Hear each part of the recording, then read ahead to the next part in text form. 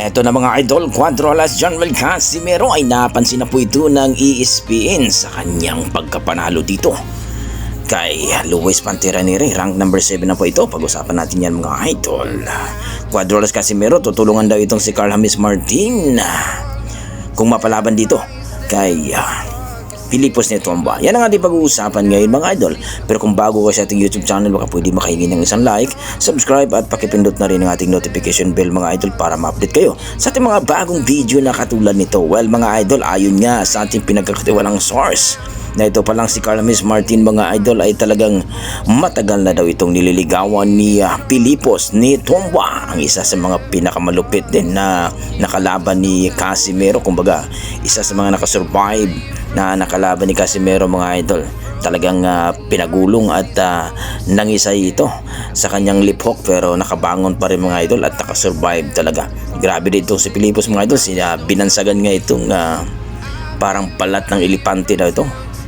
Imagine nyo, talagang nasibay na ito at gumulong, nangisay, pero nakasurvive pa rin ni Cuadros Casimero. At ito nga mga idol, ayon sa ating pinagkatiwalang source mga idol, itong si Carl James Martin, takot daw dito kay Pilipos Netomba. No, lagi daw itong hinahamon na labanan daw siya. Well mga idol, itong si Pilipos Netomba ay rank number 9 ito sa WBO Super Bantamweight Division. Samantalang si Martin ay rank number 1 na ito sa WBO mga idol.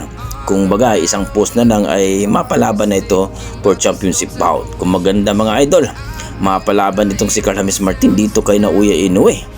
Kung baga, kung pera lang pag-uusapan mga idol, alam naman natin na hindi talaga mananalo itong si Martin dito kay Naoya Inoue. So ayon kay Cuadros Casimero, tutulungan daw niya ito at makipag-sparring daw ito kay Carl James Martin. Pero ayon sa ating mga boxing fans mga idol, na kung mag-sparring itong si Casimero at Carl James Martin, baka po ay mabugbog lang itong si Martin ni Casimero mga idol, dahil alam natin na medyo may hidwaan itong dalawa. Pero alam naman natin mga idol na mabait itong si Casimero sa personal at talagang kung pagdating pa sa sparring, professional naman itong si Casimero. Yun nga lang ay talagang hindi nagko-control itong si Casimero kapag may ka-sparring ito. So antayin natin mga idol, abangan natin yung sparring nila kung magkakatotoo nga ito. Pero malabong mangyari mga idol na maglaban itong si Martin at saka itong si Pilipos Netomba. Ayon kay Silver Boys na wala naman daw itong bayag si Pilipos, hindi naman daw ito nag-offer. Well, tama naman mga idol sapagkat hindi naman pwedeng si Martin na mag-offer kay Pilipos. So si Pilipos talaga mag-offer dito sa kampo ni Martin kasi siya ang rank number 1 ngayon sa WBO. Anytime lalaban na po ito sa championship bout itong si Martin.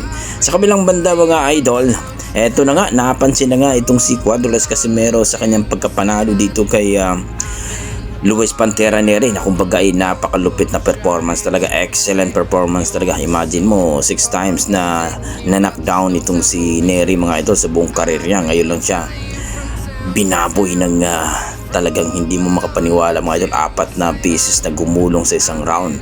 Even si Inoue mga idol hindi po nagawa niya, kaya itong si Casimero mga idol na-recognize po ng ESPN. Rank number 7 na po ito siya ngayon mga idol. Grabe naman talaga. So mga next week yan mga idol, mag-update na po yan ang featherweight division mga idol, kung saan po siya mabilong mga idol, no?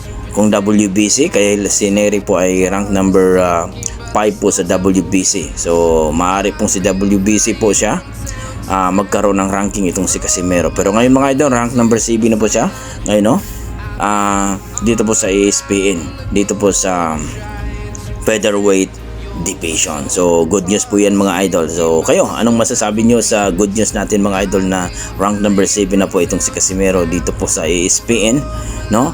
Ranking. Please comment down below mga idol kung ano po ang inyong mga opinion sa ating video po. Maraming salamat, hanggang dito lang.